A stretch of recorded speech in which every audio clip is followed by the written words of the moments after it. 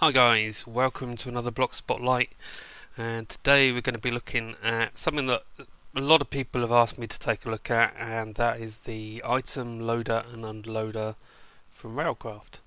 Now these are quite interesting blocks. Now there's an advanced version of them as well, which isn't very much different to the regular versions, so we will cover them as well. But on the left here we have the unloaders, and on the right we have the loaders, and you can kind of see that there's a difference on the outside. You can see that the unloaders have a dip in them and the loaders have a peak. Now the actual description, loader and unloader, it refers to what you are doing to the cart. So if you unload the cart, this is going to fill up a chest or a pipe that you connect to it, and if you load the cart you are emptying the chest. So that's an important distinction to remember, because it can quite easily get them the wrong way round. Now the GUI, when you open it, is a little complicated looking, at least, and the interface is actually exactly the same for all of these. They work the same way. Now on the left here we have filters. Now this will basically work differently depending on which of these modes is selected. Now the first mode here is transfer mode. Now what the transfer mode means is that it will transfer whatever is in the filter and then send the cart on its way. If there's nothing in the filter, it will just transfer everything. These cart slots here, they're additional filters, and that will basically say I only want it to operate on a chest cart. That way if a tank cart comes past, the unloader is not going to interfere with it. The supply mode here is what this is basically going to do. It's going to say keep whatever is in this filter filled up in the inventory that I'm attached to. So it works a little bit like the supplier pipe from logistics pipes, in that if I were to put 64 tin ore in there, for instance, what it's going to do is it's going to try and transfer from the chest to maintain stock level of 64 tin ore in whatever inventory it's attached to. Now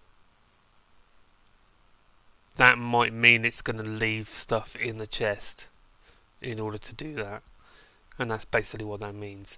Now the E button here means excess, and really what that means is transfer everything except for what's in the filter.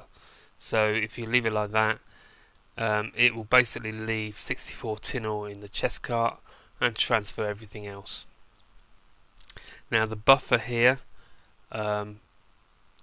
will basically, if you've got it set on supply mode or transfer mode, if it can't, if there's no room in its inventory when you've got it set on the transfer mode, because the cart can come past multiple times, it will only transfer 64 tin ore every time, but once the inventory is full up, it will start filling up this buffer, and that can be quite useful. Now the wait mode here will basically determine whether you want it to wait until it's on the transfer mode. It probably doesn't have on the transfer mode. On the unloader it doesn't really work that effectively at all, to be honest. The wait mode is mainly for the loader. You can use it on the unloader, but you wouldn't normally want to. It will basically stop the cart until the transfer is complete, which it will do anyway. Now the advanced unloader is a lot like the regular unloader. So this unloader relies on gravity, so that it needs to be placed underneath the track, so the track would go where the dark square is there, and the same here. But with the advanced one you can actually use the crowbar and change the direction. Now if you shift right click, it will change it to the opposite side, so if you wanted to do it like that you can do. So otherwise it works exactly the same way. Now the loader is exactly the same. You can put your filter in there and your filters here. Now the transfer mode, this is going to work slightly differently. The wait mode here will actually wait until it will hold the cart until it can meet this requirement, whatever the requirement is in the filter, and the same with supply. It will basically just hold the cart there, so that if your inventory that you're loading from doesn't have enough and you can't fill the chest to the level that you want it to, the chest will just wait until it gets enough stock. And the advanced loader works the same way as that. You can basically change whatever direction it's facing. You're not constrained by gravity. Now the recipes for these: the unloader, you have a dispenser and an item detector, and the item detector goes above the dispenser and that gives you your unloader, and the loader is the opposite way around, so the dispenser goes above the item detector. And the advanced versions, exactly the same for each of them. You've got your 4 steel in the corner with a steel shovel, 3 redstone, and your unloader in the middle, or your loader in the middle, and that's going to give you the advanced versions. So it's not too expensive, although steel does take quite a while to cook up, and you are going to need a blast furnace to get hold of steel, or get extremely lucky in a dungeon chest or something like that. So I've got a couple of little things set up here, just a quick demonstrate. Now this loader has got nothing in there. It's set on the transfer mode, so it's going to transfer whatever goes in that chest. And this unloader is set exactly the same way, so that way whatever I put in there, it's going to hold the cart until it's full. And this is board-in track, so it's a one-way track, and then this will do the same while it's unloading, and then we get our gold all back over there. That's basically how you would use it, just to move items around. So as you can see, holds it while it's filling, holds it while it's emptying, and when it's got nothing more to do, it sends the cart back. And that's why the cart is bouncing backwards and forwards now, because it's getting here, the loader's saying, I've got nothing for you to take, go back, and it's going back, and the unloader's saying, well, I've got nothing to unload, so go back. If you were to put weight on here, it will basically say, well, I'm not trying to give you anything, so the weight button there does nothing. If we were to say put 64 in there, it's going to wait there until it can hit 64. So if I put 32 in, it's not going to do anything. If I put another 32 in, it will meet its requirements and go on its way, and then it will come back and stop again because it's waiting for another 64. So that's the basic operation of the loader and the unloader. Now the unloader, the weight, as I said, doesn't really function that well. I can't see where you would want to use weight on an unloader, but you would almost always want to put your weights on the loaders. And here we have the same thing, but with the advanced versions. Now here we can set supply. If we supply it with 2 tin ore, what it's going to do is going to keep 2 tin ore in there every time.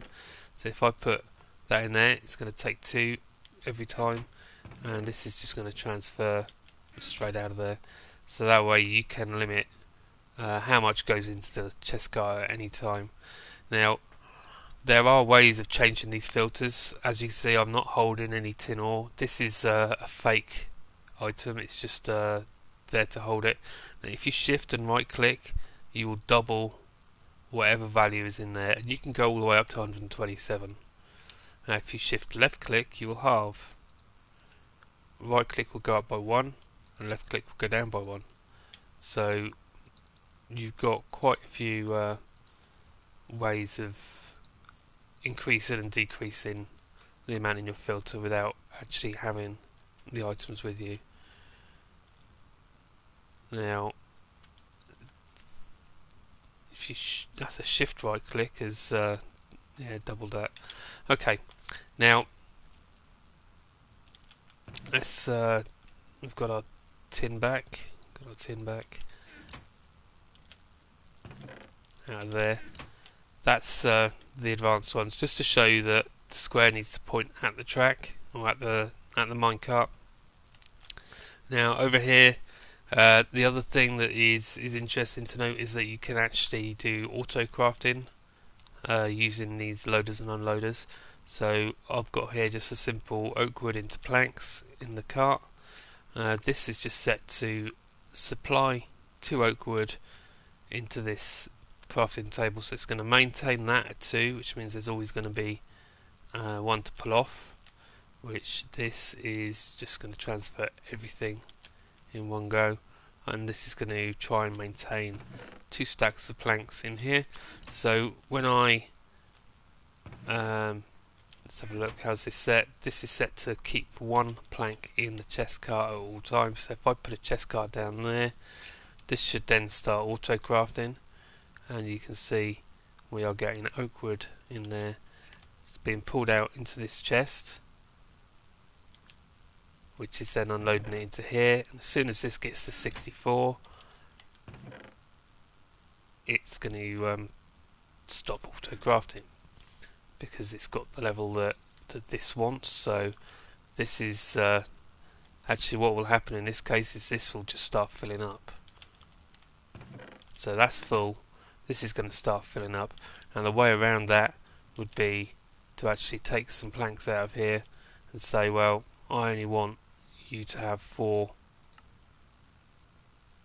in there, and then if I take all of them out, that's never going to have more than 4 in it, and that way you can say you auto crafting and never really have any overflow, which I've found quite useful.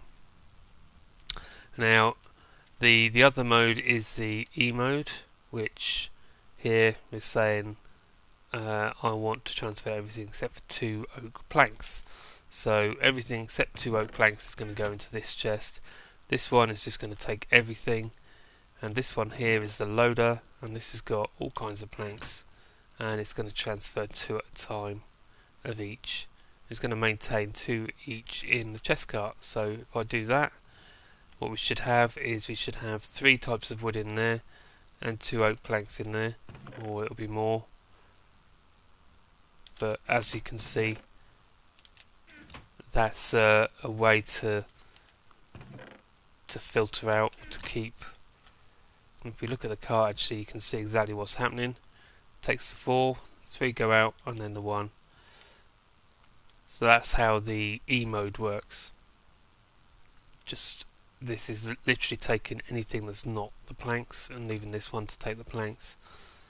So that is another way of filtering. If you filter into this chest, you can then filter out of it quite easily, like that. Now another way of using the unloader in particular is on top of a macerator. Here I've just put some carrots in there just to stop stuff going into the wrong place, which has got a tendency to happen with this particular macerator, which is why I'm not a fan.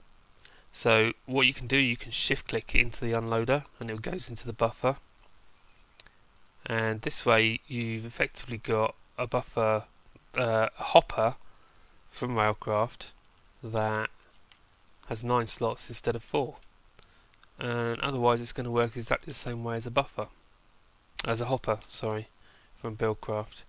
Now the other thing you can do as well is you could put a track on top of this with a chest cart, and then suddenly you've got, what's that, 27 plus 9, you've got 36 slot hopper.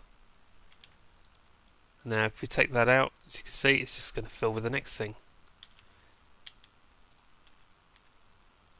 Very straightforward. Extremely useful as well. So in this way you can quite easily do an auto macerating smelting system using Railcraft, sorry. which I have done on my current stream world.